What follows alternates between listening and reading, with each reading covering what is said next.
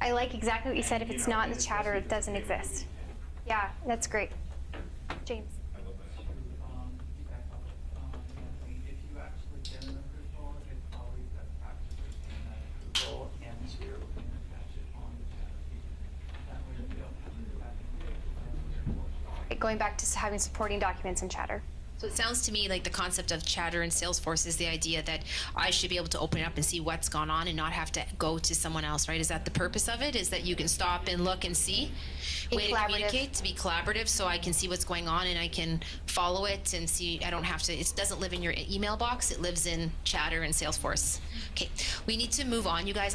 We'll take one more at the back and then we're gonna have to move on just for a second. I was gonna say there's a question of specificity too, so it's like, it's not just like chattering in the right object, but calling out the right thing. So all the lines have their own unique number, all the purchase order lines have their own unique number, all the items have their own unique number. So if we're calling out in the sales order, we're calling out the line, we're calling out the item code, that eliminates any confusion for everybody. But if we're in the sales order and we're like, oh yeah, the one item was late, what's going on?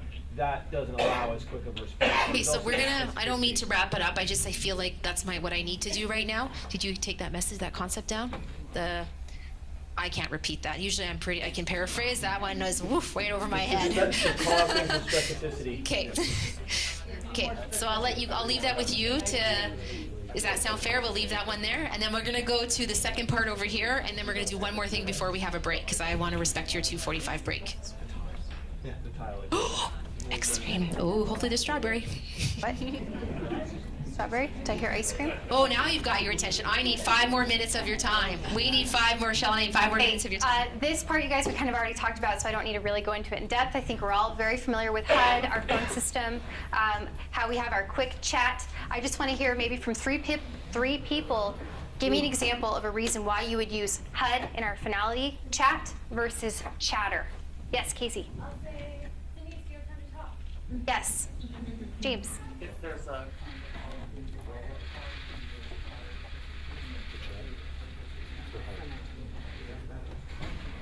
Getting a quick action done. yeah, just Yes. Makia. Because 9 times out of 10, someone's going to. Wait, I'm sorry, Makia, I can't hear you. But you guys, okay? Someone at the back? Because 9 times out of 10, someone is going to click on their HUD to make a phone call before they're going to read through their emails. Yes. Excellent. So again, to summarize, this is for quick, really quick action, not something that needs to be documented because, of course, there's really not a trail of it, correct? Okay. I was fascinated when you were doing the activity earlier on regarding the meetings, and I was fascinated by the fact that someone inferred that one of the groups or a group within a group was very efficient. So I want to explain to you potentially why that occurred. Does that sound good? Why someone would use the word efficient and quick versus maybe another pair that maybe wasn't? So it sounds good. We're just going to do that before the break because I was just totally excited that came up, and that's why we stepped out. I wanted just to kind of go over something a bit. So there are generally 4.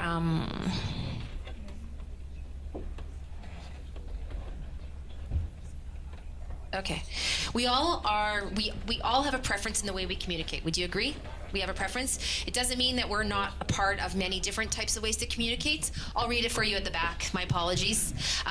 So really and truthfully, we all have a preference on the way we communicate, but we're not just one way. I want to put that out there because I don't want to lose anyone. I want you to all get on board with this. So the idea is that we have people that are a little bit more analytical. They're the ones that probably send emails that are a little bit more detailed, all of the information. Often we will think of, I don't want to classify, but often you'll think that an accountant potentially would live in this analytical kind of world, right? Someone that's very, very, very specific, and they like lots of detail. We have another group over here. They come more about fostering the people. So when there's a situation go on, they're going to ask about the team. What happens to the team? What about this person? What about that person? They're more about potentially interested in the players than the results. Can you think about somebody? Yay. So we have another group of people over here, which are sort of the promoters. They're kind of the people that like to socialize. They're looking to have fun. They might cause a joke in the group. They kind of bring people together. They're kind of the connectors, right? They're kind of the bright light that comes into a group sometime and just kind of connect people. Can you think of some? You can pick a couple of people in the room, maybe potentially that kind of bring that through, right? They just have a natural, that's the way they show up. And then there is a fourth one, and that is, it's considered a director. It's someone that's very focused, very forward. They want to keep moving forward. They don't really want to talk about going back. They want to keep going forward. So the theory is that we need all of us on a team to really make a group work, right? So it isn't that one communication style is better than another, but likely if you have two directors, two people that want to keep going, let's keep answering the questions, let's keep going, let's move on to the next thing, they potentially will find it easier to just sort of communicate, get the conversation going, and keep it going forward. So when you hear people say, oh, that was easy, it was quick, it was focused, it can be the type of style that they generally communicate in to keep it going. Now, there is a challenge with each of the communication styles. It's not that one is perfect. If you're always thinking about moving forward, sometimes we forget to think about the past, right? And likely a situation with a client that's occurred today has also occurred in the... So why not use our past knowledge to help resolve current or future situations, right? So there is real value sometimes in sitting down and with an analytical person to sort of think and refer to what's happened in the past to think about how we're going to deal with something in the future. And there is real value in times in communication to stop and say, we can't just keep moving forward. Sometimes we need to stop and look at all the details and kind of go back a bit before we can go forward. But if you are a D, I am a total focus D. Right here, I always want to be going forward, but I have to learn that I need to step back. I sometimes need more information than I really want to kind of dig for, right?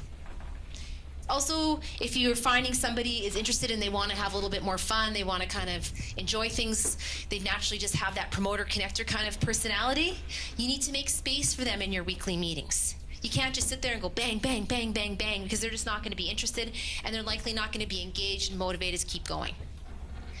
And if you have someone who is really sort of interested in their team and you're talking to them about something but all they can think about is the team and the negative effect it's going to have or is someone being left out, they can't really jump on board with what's going on. So if you're doing your one-on-ones with somebody and you're talking about a change coming down and you're just talking to them about how it's going to impact them, they're actually not thinking about themselves as much as they're thinking about their team.